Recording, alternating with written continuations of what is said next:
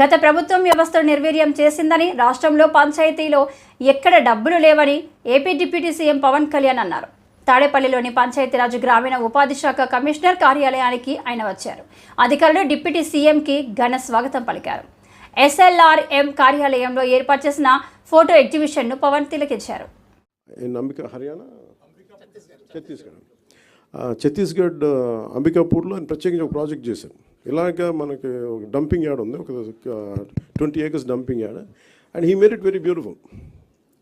So దానికి more than డబ్బు కంటే కూడా చాలా కమిటెడ్ ఉండే లీడర్షిప్ ఉండాలి దానికి అంతా. సో అది అట్లాంటి ఫస్ట్ ప్రయారిటీ చేసుకుంటాం. ఇవన్నీ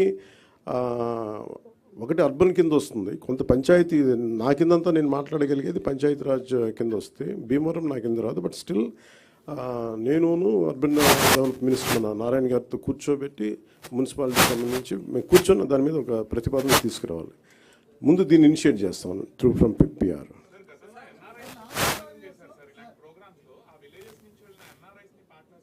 NRIs కదా.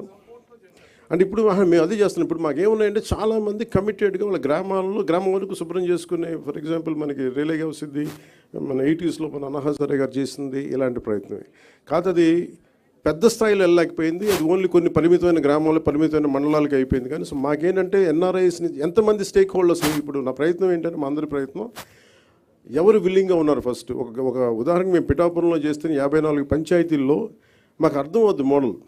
ఈ మోడల్ ఏ మోడల్ అంటే ఎంతమంది ఒకసారి NRIస్ని స్టేక్ హోల్డర్స్ తీసుకోవచ్చు. కొంతమంది సెల్ఫ్ మోటివేటెడ్ గ్రూపే ఉంటారు.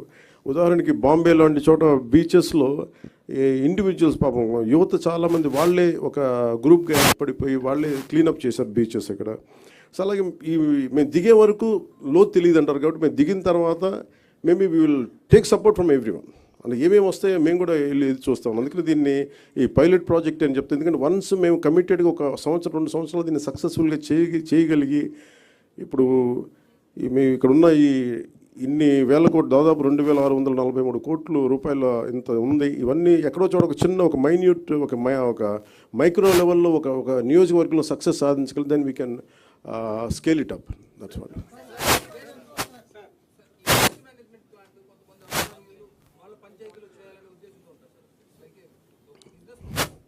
యాక్చువల్ పర్పస్ ఏంటంటే, ఇప్పుడు మనల్ని ఏదైనా సరే సర్వీస్ అంటే ఎవరు పనిచేయరండి.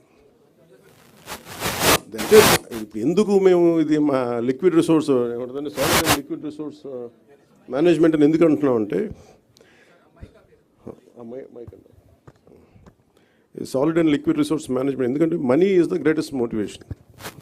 మీరు సర్వీస్ చేయండి అంటే అందరూ అలసిపోతారు, పారిపోతారు. అందుకని దీంట్లో డబ్బు ఉంది, చెత్తలో డబ్బు ఉంది అంటే అందుకే నేను ఫోటో కూడా ఏం పెడతానంటే మా లక్ష్మీదేవి ఫోటోగ్రాఫ్ పెడతారు. ఇది చెత్త అంటే దాని డబ్బు ఉండదు అనుకుంటే దీంట్లో ఐశ్వర్యం ఉందని చెప్పడానికి ఈయన ఏంటి sir what you did something something లేదు అంటే దీంట్లో ఐశ్వర్యం ఉందని చెప్పడానికి. అని మనం ఊహించాం కదా. ఒక చిన్న పేపర్లు అమ్మేసి అంటే ప్రతి దానికి కార్డుబోర్డు ఒక చిన్న ఈయనతో డీటెయిల్గా కూర్చుంటే ఈ నాలెడ్జ్ మేము ఇంపార్ట్ చేయడానికి, అంటే ఔత్సాహికులకి ఏదైనా దీంట్లో ఫర్ ఎగ్జాంపుల్ ఈ సార్ట్అవుట్ కేంద్రం పెట్టుకున్నారు అనుకోండి. ఉదాహరణకి మేము అనుకుంటుంది ఏంటంటే, చాలామంది ఉపాధి లేని యువత ఈ సెగ్రిగేషన్ సెంటర్ పెట్టి వాళ్ళకి కనుక మనం ఇచ్చి ఇది వస్తే ఇది సో ఇండస్ట్రీకి మీది ఇంతకు వెళ్ళిపోద్ది, ఒక ఇన్ని టన్నులు చెత్త వచ్చింది, ఇన్ని టన్నులు పేపర్ వచ్చింది, ఈ ఇండస్ట్రీకి అది పంపిస్తే ఇంత మనీ వస్తుంది. ఇలా చూస్తే maybe we want to encourage that part. అది ఎలా చేయాలి ఏంటి అనేది మేము వెళ్ళి దిగే కొద్దీ మాకు ఎవరెవరు వస్తారు, ఏమేం చేస్తారు, ఆ మోడల్ మేము చాలా ఇంటెన్స్గా చేద్దాం పిఠాపురంలో.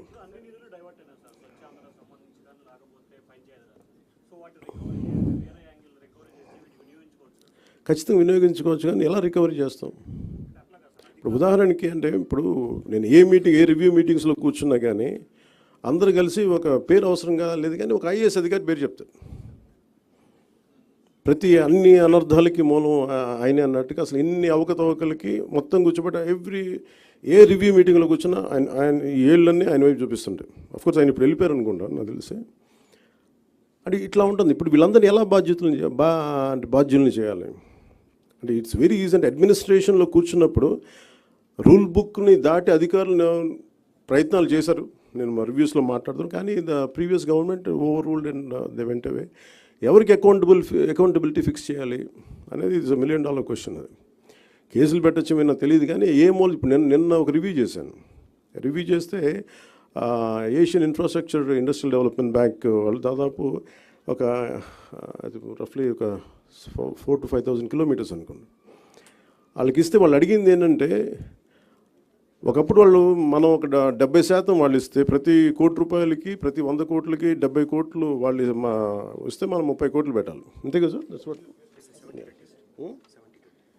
70-30 రేషియోలో. సో దాంట్లో ఇదేంటి 250 మంది జనాభా ఉన్న హ్యామ్లెట్స్ కావచ్చు, కుగ్రామాలు కావచ్చు, వాటికి రోడ్డు. సో వాటికి రోడ్లు వేయడానికి దాదాపు Asian infrastructure industrial development bank ప్రయత్నం చేస్తే దాదాపు 400 మిలియన్స్ ఇచ్చారు వాళ్ళు. ఇస్తే కానీ మనం ఏం చేసాం, వాళ్ళు ఇచ్చిన తర్వాత అది రోజు ఏమైపోయింది, గత ప్రభుత్వం డబ్బులు పే చేయక వాళ్ళకి ప్రాజెక్టు నిర్మాణం చేయలేదు. నేను అడిగాను ఏంటంటే అధికారులని, బ్యాంక్ అధికారులు, ఎందుకు అంటే లాస్ట్ గవర్నమెంట్ వాళ్ళు కనీసం వాళ్ళ వాటా వాళ్ళు ఇవ్వలేదు.